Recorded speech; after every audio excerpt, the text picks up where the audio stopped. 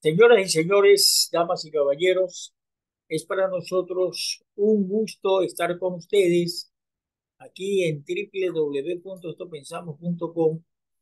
y en el canal de la CEDOCUT, Central Ecuatoriana de Organizaciones Clasistas Unitarias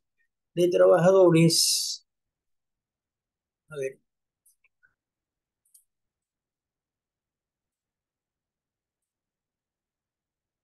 listos, listos para dialogar con el vicepresidente nacional de la CEDOCUT, don Edwin Bedoya. Señoras y señores, listos para conocer la opinión de este gran dirigente sindical sobre el debate que se dio este domingo 1 de octubre a través de los medios de comunicación y justamente de saber qué opinión tiene sobre los pronunciamientos que en torno a los problemas del país hicieron ambos candidatos, Luisa González y Daniel Noboa. Mi estimado Edwin Bedoya, adelante, muy buenas tardes.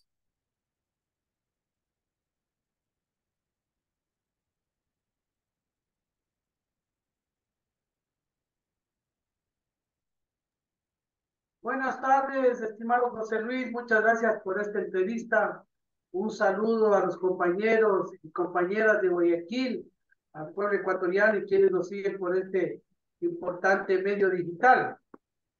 Bueno, nosotros y los ecuatorianos hemos visto el debate presidencial, en donde desgraciadamente deja más incertidumbres que certezas, puesto que también el formato es el preestablecido que ya estaba con los otros candidatos, un formato que tenían ya de alguna manera las preguntas dadas con anticipación y por tanto tenían ya digamos, los contendientes, los presidenciales ya tenían un tiempo de prepararse para contestar las respuestas, es decir, viene a ser como un examen avisado, es decir, un examen donde las preguntas ya se sabía y teníamos que preparar las respuestas. No es un debate que no generó ninguna emoción, no generó ninguna actitud de los dirigentes, y eso da mucho que desear, porque cuando una persona está para ser electa presidente de la República, significa que debe estar preparado para cualquier circunstancia. Y entonces no valía la pena que les entreguen por sentado las preguntas a los presidenciales anticipadamente, para que ellos solo vengan con las respuestas escritas y dando la lectura que corresponde. Entonces, eso es tener presidentes que no saben atenerse a las circunstancias coyunturales del país, es decir, cuando suceda una u otra cosa, no sepan cómo reaccionar para gobernar el país. Entonces, como digo, un formato que no permitió y también lo que han mencionado los candidatos ya son cosas que ya las hemos visto durante la campaña, no hay nada nuevo, no dijeron nada nuevo sobre el tema de la seguridad, no dijeron nada sobre el tema del empleo, no dijeron nada nuevo sobre el tema de la seguridad social, sobre el seguro social, más allá más bien que ratificaron y esquivaron las preguntas sobre si van a pagar la deuda del Estado que tiene con el seguro social, cómo va a ser la reactivación productiva para generar empleo, es decir, cómo se va a financiar el país con los recursos para en materia social, que es algo que le interesa al pueblo ecuatoriano en este año y medio que van a gobernar, porque no es que es los 4 años, es año y medio apenas que tienen para sentar bases fundamentales en donde la principal sea el tema de la recuperación del aparato productivo y el empleo y el tema de la seguridad física, y que esos son, consideramos, temas prioritarios en los que los candidatos debían haber enfatizado. Y como no hubo esa respuesta, como digo, nos dejan en incertidumbre y nuevamente vemos que la indecisión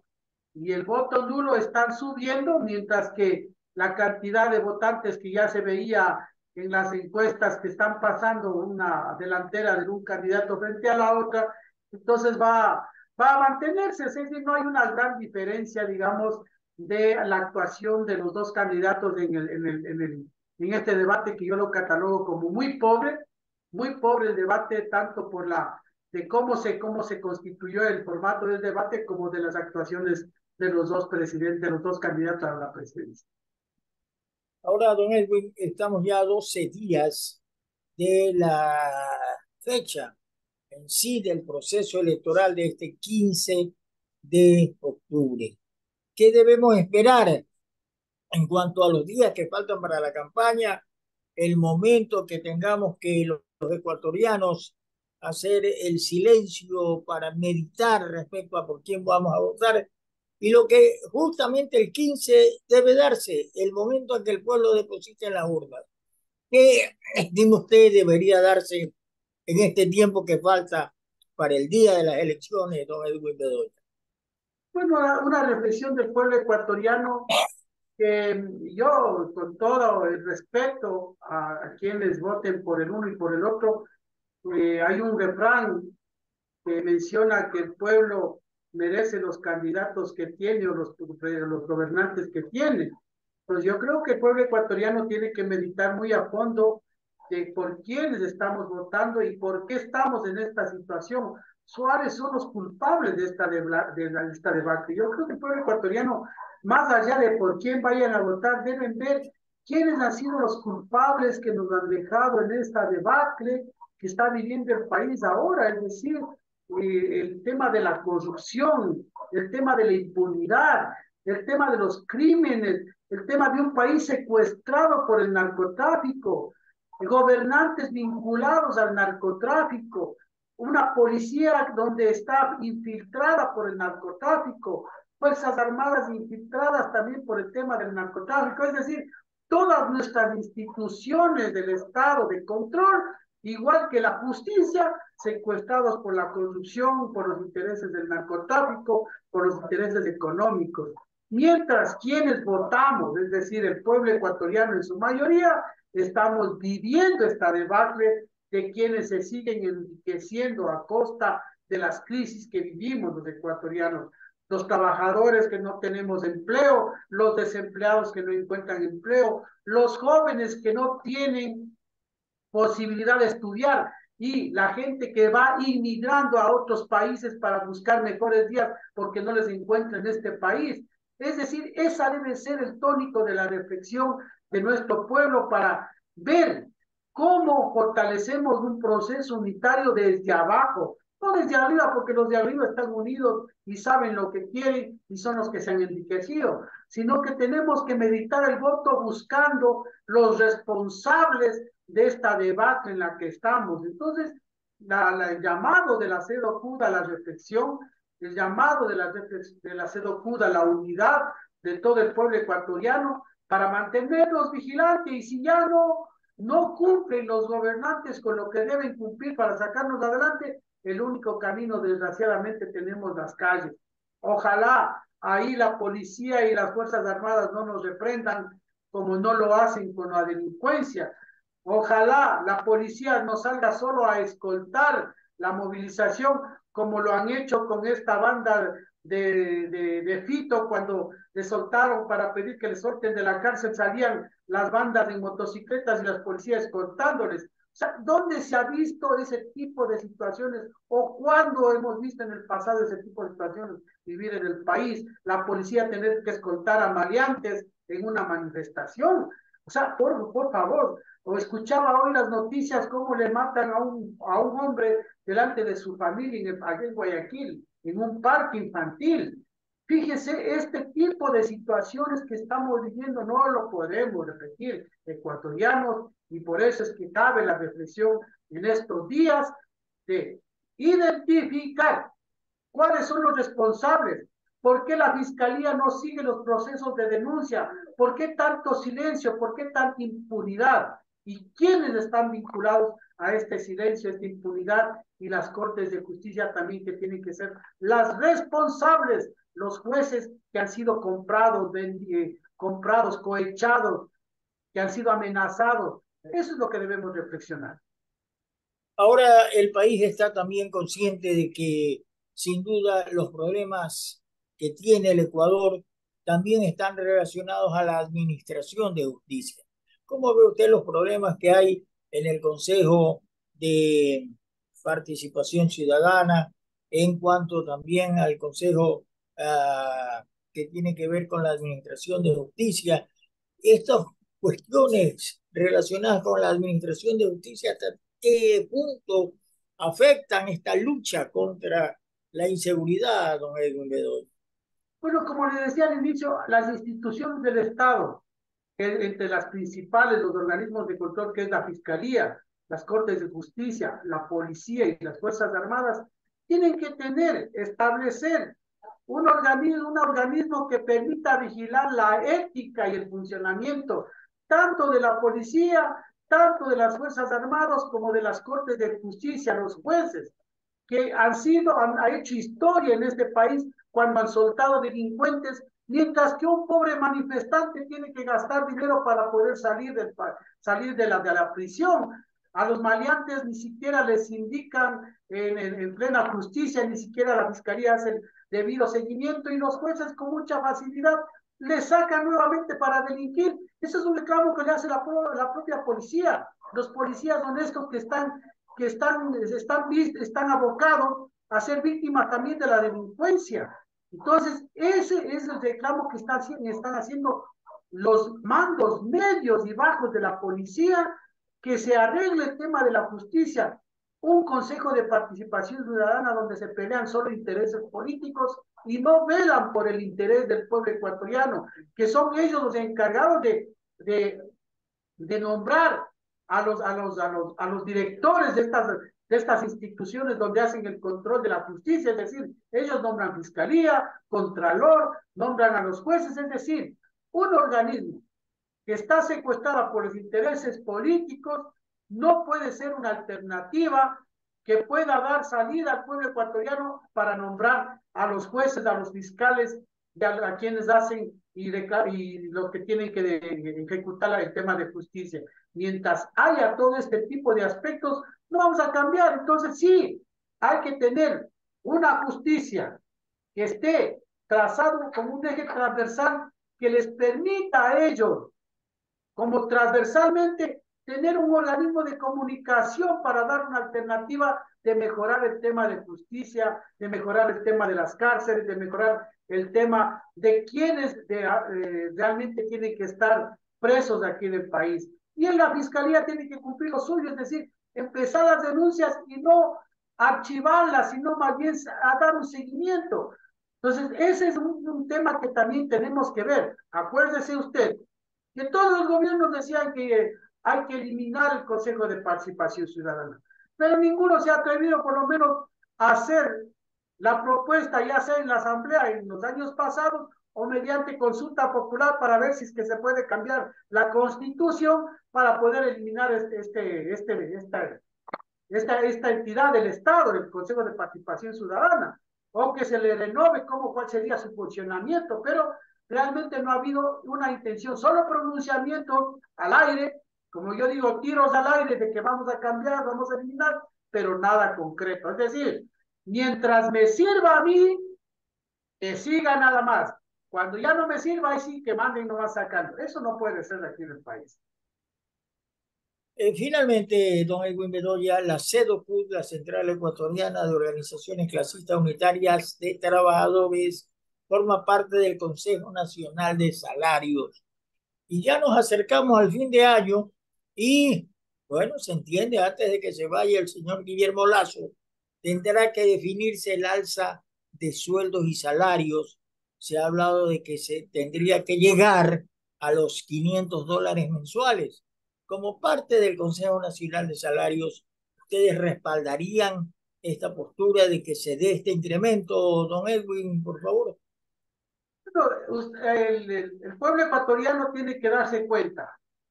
que quienes salimos chupando, como comúnmente decimos aquí, los que hemos sido los perdedores en todo este proceso de pandemia, en todo este proceso de desempleo, en todo este proceso de migraciones, de pobreza y atraso en la educación, hemos sido los más pobres. Por tanto, los pocos que tienen empleo deberían, las empresas que han ganado, usted ve ahora el comunicado de vistazo, las 500 empresas han ganado el 18% de sus utilidades. O sea, no nos vengan a mentir acá los ecuatorianos que no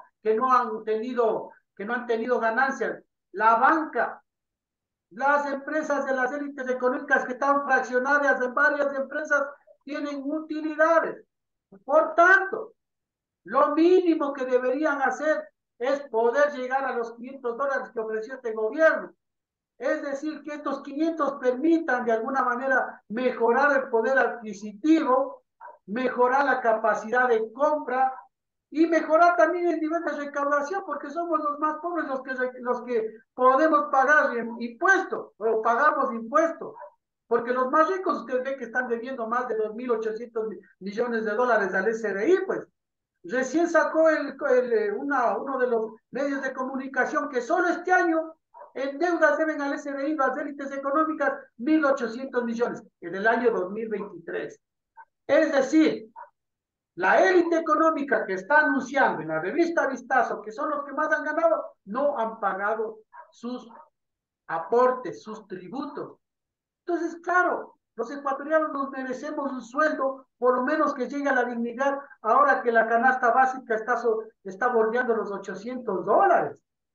Entonces, claro, y cuando usted tiene más capacidad de compra, te va a comprar más, entonces el proveedor tiene que pedir más a las empresas tienen que fabricar más, y por tanto el círculo de la producción se cierra y mejora la calidad, la productividad y mejora el consumo con esta alza salarial. No es demagogia, ya un economista de Premio Nobel de Economía mencionó que el salario básico nada tiene que ver con el desempleo, que eso está equivocado, no aporta para el desempleo. El aumentar el salario básico mejora la productividad y mejora el empleo y mejora la calidad de los pueblos. Entonces, rotos todos estos tabús, lo que consideramos que por lo mínimo, ojalá el salario básico llegue a los $500 y ojalá el gobierno que ya está de salida cumpla ese ofrecimiento y le deje por lo menos de lo malo este proceso. Lo otro, en el Consejo Nacional del Trabajo es necesario, más allá solo del tema salarial, establecer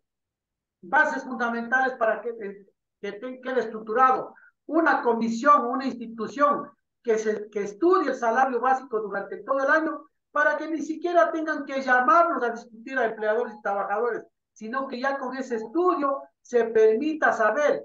cuál es la verdadera razón y el concepto de salario básico y cuál debe ser el salario básico para el siguiente año. Entonces, estamos proponiendo eso que lo hemos propuesto muchos años atrás, y el otro, estudiar y ver que las propuestas que nosotros tenemos en el Código de Trabajo ingresado a la Asamblea sean las adecuadas, no para generar empleo, sino para mejorar las relaciones entre trabajadores y empleadores. Y lo otro, el cambio de un modelo económico que permita la creación de empleo, el sostenimiento de los empleos, que sería, uno, el bajar los intereses de la banca privada a un dígito para que se puedan sostener las deudas de las pequeñas y las medianas empresas que generan el 60 y el 70% del empleo. Dos, para que puedan generar nuevas empresas con un interés muy bajo que les permita sostenerse en el tiempo, porque si usted está queriendo crear una pequeña empresa con el 20% de interés que pida prestada a la banca privada, no puede tener. Y lo otro, pensar en un proceso político entre el gobierno y las transnacionales para que haya el traspaso de tecnologías a las empresas para que les permitan también mejorar y consolidar y agregar valor a nuestra materia prima. Son propuestas principales que tiene el Frente Unitario de Trabajadores y la CEDOCUD en estos momentos para llevarlas al Consejo Nacional del Trabajo. Bien, si te gustó este video, por favor, dale clic en el pulgar hacia arriba, suscríbete al canal estopensamos.com, al canal de la CEDOCUT y aplasta la campanita para que recibas más mensajes de nuestra organización sindical. Gracias a don Edwin Bedoya, muchas felicidades y adelante en esta lucha que llevamos adelante para que el pueblo llegue al poder. Felicidades. Muchas gracias.